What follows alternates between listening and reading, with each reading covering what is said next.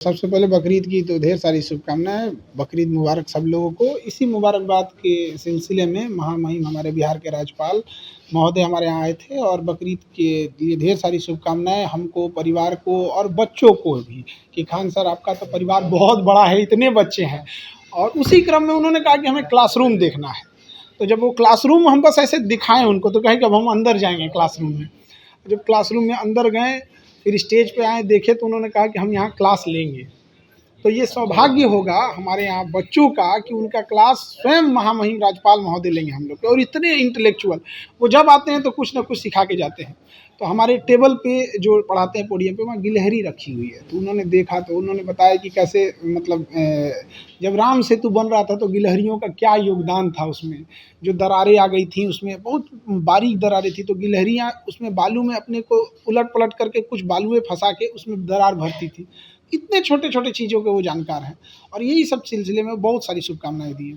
तो उन्हें क्लास लेने की भी बातें कही हैं। बिल्कुल, उन्होंने कहा है कि सामाजिक बदलाव, हमारी संस्कृति को बचा के रखना, जिस तरह से भारत की संस्कृति धूमिल होती जा रही है, वेस्टर्न कल्चर भारत पे हावी होते जा रहा है, तो इस चीज़ों को हमें अपनी धरोहर को बचा के रखना है। इसी क्रम में उन्होंने बताया कि अगर आपको कोई ऐसे इश्यूज़ आएँगे, पॉलिटिकल्स टॉपिक होंगे या फिर कॉन्स्टिट्यूशनल टॉपिक होंगे, ये सब समाज सुधार के टॉपिक वो ज़रूर आएँगे। और उन्होंने कहा एक बार नहीं, हम कहे सर एक बार क्लास लें, नहीं मैं बार-बार आऊँगा।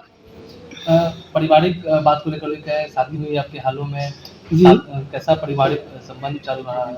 सब चीज़ एकदम ठीक चल रहा है और हम तो इधर पठन पाठन में व्यस्त हैं, अपने काम में, वो अपने काम में व्यस्त हैं। देखिए, अभी इस मैटर पे हमारी महामहिम राज्यपाल जी से भी बात हो रही थी, तो उन्होंने भी कहा कि इंसान की संवेदनशीलता मर चुकी है।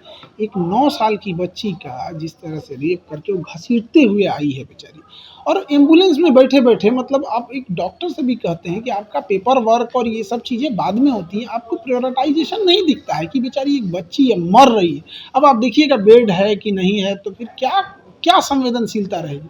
और समाज को एक लेसन की ज़रूरत है कि ऐसे लोगों का सामाजिक बहिष्कार। उस देश में आप क्या कल्पना कीजिएगा जहाँ बलात्कारियों को भी बढ़िया वकील मिल जाते हैं, बढ़िया वकील। तो ये एक न कहीं हम वकील समाज से भी, एक वकीलों से भी बड़ा हाथ जोड़कर विनती करते हैं कि देश की लड़ाई में वकील एक हो गए थे।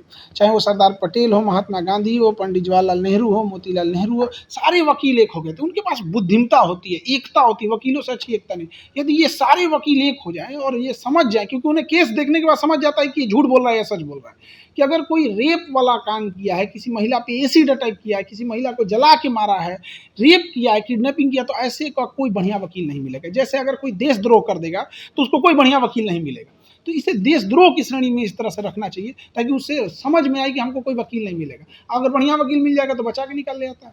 गवर्नर ने भी चिंता व्यक्त की है। बहुत, वो हमसे कह रहे थे कि हम आपसे क्या ही बताएं, वो मतलब बहुत ज़्यादा चिंता में थे इस चीज़ को लेके और कह रहे थे कि समाज कैसे इतना असंवेदनशील हो सकता है।